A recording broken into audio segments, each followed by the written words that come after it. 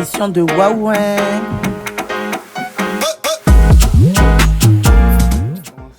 Didi, franchement, merci de me recevoir. Non, Un non, peu d'eau. Non. C'est peu boire. Non, mais c'est pas champagne. Tout ça, on boit pas. Et tout. Voilà, c'est le mood.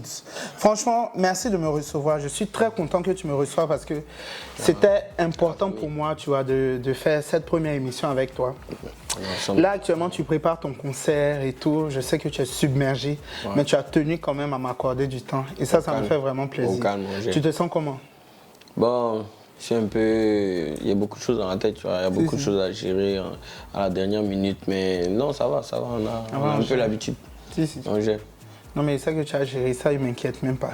Là, ça va pas être une interview classique, ça va être une conversation, tu vois. Parce que je tenais absolument, à travers ce programme, d'avoir des invités déjà de qualité et puis des personnes avec qui je vais pouvoir causer, tu vois. C'est vrai que moi, j'ai fait des études de journalisme, mais je ne veux pas que ça soit une interview où on se pose des questions. Je veux que ça soit vraiment une conversation, tu vois, à part entière. Tu vois, un peu. Donc, on va aller droit au but. La première question qui me vient, on va remonter dans le temps. Remonter dans le temps, on parlait de Fireflow.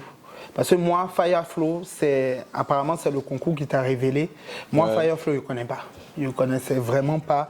Il y avait quel enjeu derrière Fireflow, en fait? Bon, Fireflow, en tout cas, c'était le concours, quoi, le concours de rap en Côte d'Ivoire. Tous les rappeurs étaient au courant de ça parce qu'il y avait les parrains là-bas, il y avait Mousse Boss Playa, Mousse, MAM, il y avait toutes les grandes têtes du rap. Tu vois, donc quand tu es rappeur, tu sais que c'est ce concours-là qui peut te révéler. Donc, du coup, tu avais tous les rappeurs de Cocody, Yopougon, Adjamé. Franchement, il y avait les méchants, tu connais autant. Même malgré qu'il y avait Tectonique, il y avait toujours les méchants. C'est maintenant les méchants un peu de gloire, sinon avant, on se gérait. Mais en fait, il fallait gagner ce concours-là pour être vu quand même si tu n'étais pas obligé de passer par ça, quoi. Mais il y avait quoi à la clé? On donnait de l'argent, vous produisez? Bon, pour des jeunes qui n'ont pas l'argent, franchement, et puis pour des jeunes, parce que la plupart du temps, ceux qui venaient, c'était des moins de 20 ans, tu vois. Donc pour des jeunes, on te dit non, tu as 200 000 à la suite du concours, c'est beaucoup, tu vois. 200 000 et puis un téléphone ou bien 2-3 téléphones, franchement, c'était beaucoup. Donc on se donnait à fond. Et puis surtout que c'était dans une salle où chacun envoyait son public. Donc ça ressemblait un peu à des concerts aussi, tu vois. Donc c'était lourd. Bon, là, on ne peut pas évoquer ta carrière sans parler de Elone, Blacka, LG, Jocha, Kiff No Beat en fait. Là, je te pose la question, si ceux-là, ils n'ont pas été, enfin, s'ils ne faisaient pas partie de ta vie en tant que tes frères, parce que ce sont tes frères, tu as travaillé avec eux, c'est Kiff No Beat, tu penses que ta carrière aurait quel sens s'il n'y avait pas ces quatre jeunes garçons avec toi dans tes débuts? Peut-être que j'allais aller, comment on appelle ça? Peut-être que j'allais vite faire ma carrière solo, mais je pense quand même que j'allais faire beaucoup plus d'erreurs. Tu vois, s'il n'y avait pas Kiff No Beat même. Justement, s'ils n'étaient pas là, je pense que j'allais aller dans tous les sens. Alors que ce groupe-là m'a permis de rester, comment on appelle ça, dans la solidarité, puis de voir, on avait une vision ensemble, tu vois. Donc on était quand même concentrés, même si tu voulais être le dernier des distraits, tu es dans un groupe où tu as des responsabilités, tu vois. Donc tu peux pas faire toutes tes conneries dedans, voilà. Tu sais que tu as tout fait, mais lundi il y a réunion, tu vois. Alors que si j'étais seul, peut-être que j'allais disperser, quoi. Parce que moi, même pour mes arrangeurs, mes arrangeurs qui me connaissent, j'aime faire beaucoup de musique différente. Donc peut-être même qu'elle n'allait même pas rester dans le rap, elle allait rentrer dans autre chose, tu vois. Et ils m'ont permis et puis d'avoir beaucoup d'expérience aussi. Voilà, c'est ça même. Avec Kiff No Beat, par exemple, quelle a été la plus grosse difficulté dans vos débuts? Au début, là, c'était de trouver un producteur. Franchement, on a galéré pour trouver un producteur. Quelqu'un qui allait vous faire confiance, qui allait investir dans Kiff No Beat. Ouais, on a galéré même. Et même des fois, où quand on trouvait, on misait pas vraiment sur nous, tu vois. Donc c'était... Et puis en plus, on était 5. Donc quand le producteur, quand il voit que c'est trop de personnes à gérer, il veut se désengager, mais en même temps, tu vois, donc finalement on a décidé qu'on allait prendre comment on appelle ça, notre vie en main, tu vois. Après l'histoire avec Dakar, maintenant on a décidé de se gérer nous-mêmes jusqu'à ce qu'on signe avec la maison de distribution Universal, là, tu vois. Le label, tu vois, donc... qui vous a fait confiance, qui a décidé d'investir dans Kiff No Beat en matière de production d'artistes. Ouais, mais même là-bas aussi, c'était un peu compliqué, tu vois. En fait, le problème, c'est qu'on était un groupe et on n'était pas 2, on n'était pas 3, on était 5. Tu vois, donc, il y avait quand même beaucoup de choses à gérer, à part la carrière des gars, tu vois, donc... C'est tout ça qui a fatigué un peu... Mais bon, après ça, on a un peu souffert aussi hein, quand on a décidé de faire les carrières solo. Là. Au début, c'est les yeux des gens, les bouches des gens. En fait, on s'est assis pour décider ça. Mais tu connais quelque chose... On pense forcément qu'il y a un clash. Voilà, quelque chose vous a essayé. Ils ont fait par là, chacun veut évoluer dans son coin. Lui, il veut gagner plus que l'autre. Vous aimez trop ça. Pourtant, c'est pas comme si on s'est dit non, je ne veux plus voir les autres et puis... Il a fait, mec, c'est pas comme ça, c'est passé, on s'est assis, comme on est là, on est assis, on dit, bon les gars, qui sort quoi avant qui? Parce que maintenant, on doit faire, voyez, ce que chacun veut. Toi, tu veux ça, toi, tu veux ça. On a qu'à se dire la vérité, on fait comment? On avance comme ça, tout ça, tout ça. Mais quand on est ensemble, il n'y a rien. Mais quand on se sépare là, chaque personne a un groupe d'amis qui met dans son oreille que lui, là, il est contre toi, lui, il est contre toi. Au début, on a souffert de ça. Pour te dire la vérité, on a souffert de ça. Mais on a dû se retrouver encore plusieurs autres fois pour se dire, les gars, il n'y a rien.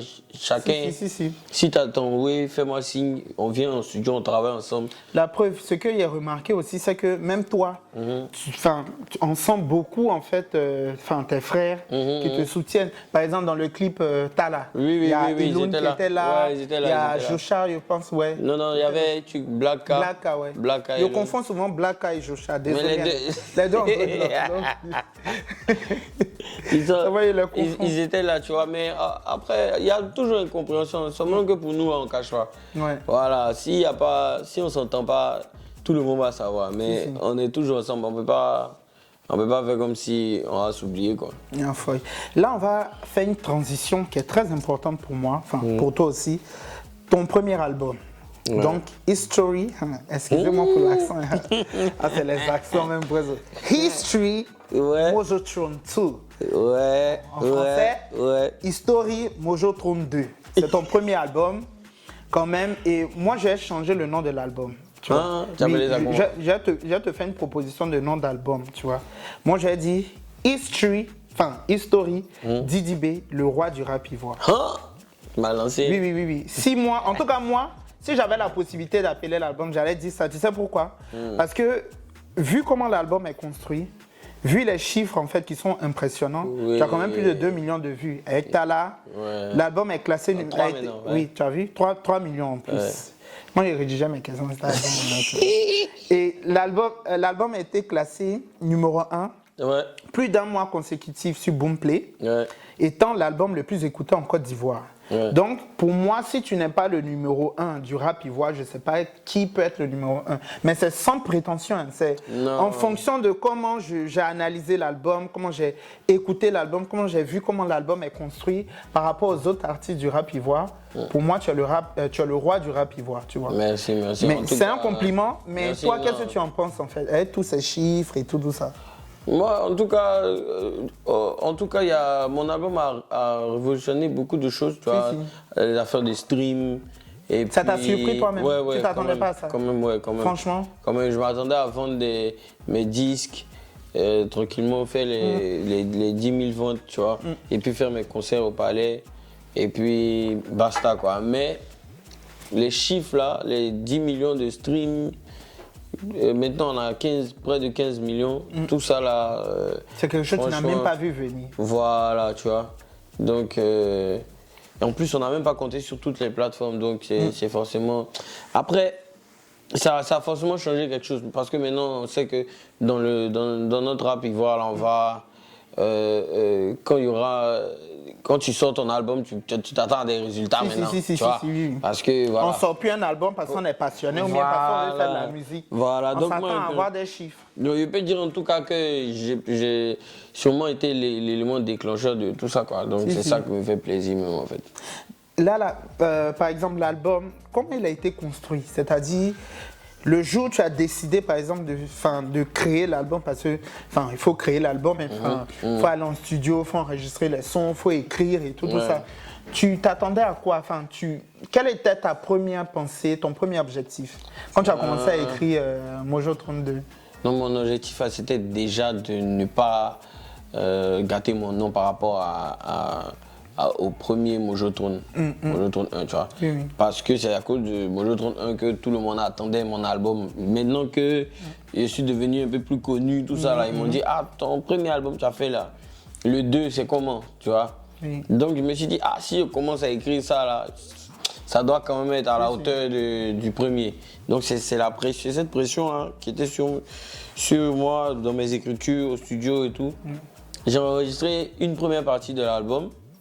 J'ai supprimé certains sons. Il y a des sons que tu devais mettre dans l'album qui n'y faisaient pas. Que j'ai supprimé au fil du temps, ça sonnait plus bien. J'ai modifié certains sons, j'ai ajouté des sonorités dans certains sons encore. En tout cas, quand j'ai commencé à écrire ce projet-là, je me disais que c'est mon premier album. Il n'y aurait pas ça comme la suite de Mojo. C'est mon premier album. Je sais que je pourrais faire encore mieux devant, mais ça, c'est mon premier album. Mais il faut que je donne tout dès le début. Comment Booba perçoit? Comment il a perçu le succès de l'album? Parce que maintenant, tu es dans le label de Booba et tout. Est-ce que tu as eu des retours de lui? Est-ce qu'il t'a félicité? Quel a été... Je pense que tout le monde a vu. Tout le monde a vu que... Il a mis ça sur toutes ses pages, c'est pas un truc qu'il a déjà fait pour quelqu'un. Il m'a mis en profil sur toutes ses pages, tous ses réseaux sociaux. Tu veux dire qu'il est fier? Voilà. Je me dis bien, mais après, on était en train de travailler certains sons avant même que ça sorte. Il est très dur en tout cas. Il me disait de reprendre tel son, de faire ça, de reprendre ça, tu vois un peu. Donc c'est ça qui a été un peu dur parce qu'au début, j'arrivais pas à bien comprendre ce qu'il voulait de moi, tu vois. Donc, j'ai essayé de lui envoyer des sons, même jusqu'à 4 heures, même quand il finit le son à 5 heures, je lui envoie, il répond, il me dit, et bon, ça, c'est pas mal, son ça. avis et tout. Ouais, il a son sur tous les sons de l'album? Oui, bien sûr. Il a son avis. Moi, je sortais un double album même, tu vois, mais vers la fin, il y a des équipes. Les équipes se sont appelées, et tout ça. Lui-même, il a parlé, il a dit, vraiment, on ne peut pas sortir... d'un double album là, il faut que tu vois. Donc nous-mêmes on avait décidé ça aussi. Donc on était finalement vers la fin on était tous sur la même longueur d'onde. Là je vais te montrer 2 vidéos, tu vois, qu'on va commenter ensemble et tout ça. La première vidéo je l'ai trouvée vraiment très marrante, c'est celle-ci.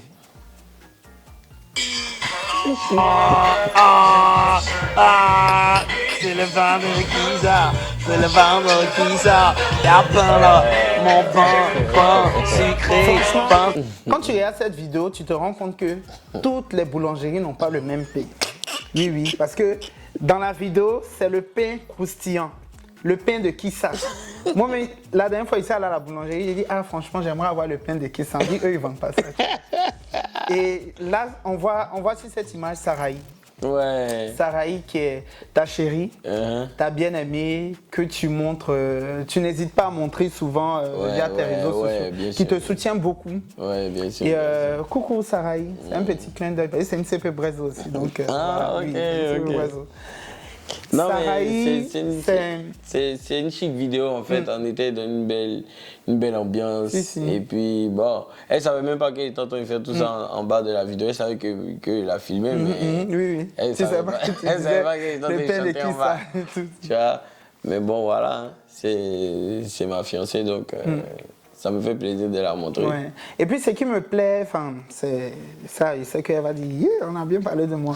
Mais Sarahi te soutient beaucoup. Sarahi te soutient beaucoup et tu sens vraiment le côté où elle veut te voir évoluer. Surtout ça. Parce que tu connais, c'est pas... c'est pas toutes les femmes qui soutiennent aussi le mari. Et puis qui s'intéressent à l'art aussi de ce que tu fais. Il y a des cas où le gars il se casse la tête, mais sa femme ne sait même pas ce qu'il fait, tu vois. Donc moi c'est pas le cas. En tout cas moi ça m'arrange qu'elle connaisse un peu, me donne des conseils dedans, voilà, qu'elle me donne surtout des conseils même. Parce que moi aussi, je suis un gâteau, tu vois, souvent. Non, mais il y a la direction artistique aussi. Voilà, dans les clips. Oui. Tout. Même au niveau de mon image sur Internet, tout. Ouais. En tout cas, on sent qu'il y a un avant, ça rien après ça. Ah, tu es du gars. La deuxième vidéo, c'est la vidéo d'une de mes stars. C'est une star, franchement. Toi, tu as tes fans, tu vois, non? Ouais. Moi, j'ai ma star, parce que toi, tu n'es pas forcément ma star. Okay. Mais il y a une autre personne dans ta vie qui est ma star jusqu'à... C'est M. Basta. Attends. Tu connais la sauce. Sorcier. Allez, t'as là. T'as là que je t'as là. Ton papa. Ouais, c'est mon vieux. Lui aussi, il est là, hein, franchement. Il s'investit aussi. Ouais, bien sûr. Lui, musicalement, en tout cas, il est là. Il est là pour m'aider. Mais là, cette vidéo-là, en fait, il me dit même pas qu'il va faire. Donc, quand il fait, et puis on voit ça, c'est il dit vraiment. Parce qu'on voit aussi que tu tiens ton côté drôle, très créatif aussi de lui. Parce que, en plus de lui ressembler, tu vois qu'il y a une réelle alchimie entre ton papa et toi. Oui, surtout que c'est comme mon pote même, finalement, parce que on échange, on se dit les trucs, on rit beaucoup. C'est lui qui m'a aidé à être relax même sur certains trucs, tu vois. Donc, il y a longtemps que je fais comme lui, quoi. Si. Ouais. Là, une autre question qui me vient en tête. Comment tu envisages l'avenir aujourd'hui? Parce que je suppose que ça va pas être ton premier et ton dernier album. Tu envisages d'en faire d'autres?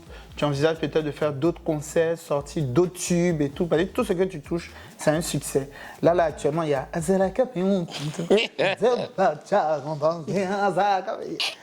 Non, mais c'est vrai.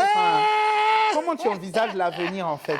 Continuer de progresser, je suppose. Continuer d'être toujours créatif, authentique et tout. Ah, moi, il fait un acapella.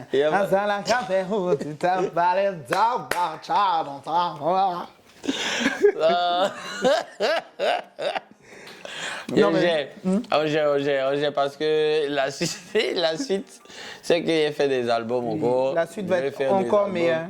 Ouais, je vais faire des albums et puis après, je prévois forcément un concert en France, à Paris, tu vois. Donc, ils viennent vous voir. Maintenant, bon, concert à Paris et puis dans le monde entier aussi. Hein. Ouais, bien sûr. Les pays comme Canada, Australie doivent avoir. J'avais lu aussi. Hein. Les dates sont déjà calées côté USA, Canada, tout ça en Amérique. Donc c'est déjà bon. Maintenant, il reste jusqu'à attendre. Et j'ai des clips à sortir, bien sûr. Et puis, il y a la suite de Mojo 32 qui doit sortir aussi, la réédition. Okay. On attend ça avec impatience. Ouais. Là, je vais te faire quelques propositions de réponses. Tu dois répondre honnêtement et puis il y a 2 propositions de réponses et puis 2 autres questions où tu dois répondre, tu vois, de façon très claire et précise, tu vois. Ce sont des questions qui sont un peu vicieuses, mais il n'y a rien de bien méchant. Il n'y a pas d'art. Entre Sarahi et puis ton premier album, ton album History Mojo 32, tu choisis qui? Il a foutu quoi l'album là? C'est ma femme, bien sûr. Ok, très bien. La deuxième proposition, c'est carrière solo ou carrière avec Kif No Beat. Si tu devais faire un choix. Vraiment. Parce que les deux sont importantes aussi. Ouais, mais bon, carrière avec Kif No Beat, c'est comme si c'est ma jeunesse dans la musique, tu vois. Et carrière c'est ton solo, identité. Voilà. Et carrière solo, j'ai pas encore fini, tu vois. Donc, pour le moment, c'est carrière avec Kif No Beat. Kif No Beat, ok. Un des sons de l'album Mojo 32 que tu aimes le plus? C'est-à-dire le son qui, pour toi, devait essentiellement faire partie de l'album? 4h13. 4h13, ouais. Ok. Et ton meilleur featuring dans l'album? Ouh, non. Enfin, ou le featuring que tu préfères. Bon, mon meilleur featuring, en tout cas, c'est Black K. Ça, je vais pas me cacher. Sinon, j'aime bien le son avec SDM, c'est mon son. Mais moi et Black K, on a toujours, tu vois, une alchimie. Ouais. Ok. D'accord, c'est tout. Hein. L'émission est finie. T'as fini quoi? Oui, oui. Ok, y a pas de- Tu fais le mot de fin ou bien il fait? Faut faire le Si mot je de laisse fin. dans ta main, c'est pas bon. Mais tu vas faire quand même, tu vas pas me laisser faire. Oui, Fais celui. il a fait le mot de fin. Un mot de fin, je ne sais pas si elle fait ça journalistique ou bien en mode CP Brezo. Merci infiniment de nous avoir suivis. N'oubliez pas que l'émission a été entièrement financée par TapTapSend. J'étais avec Didi B, le roi du rap ivoire, car c'est de ça tu s'agit. Salut. Azalaka, où tu t'as parlé de bataille. C'est bon, moi c'est fini pour moi là. Ah. Ouais, tiens, je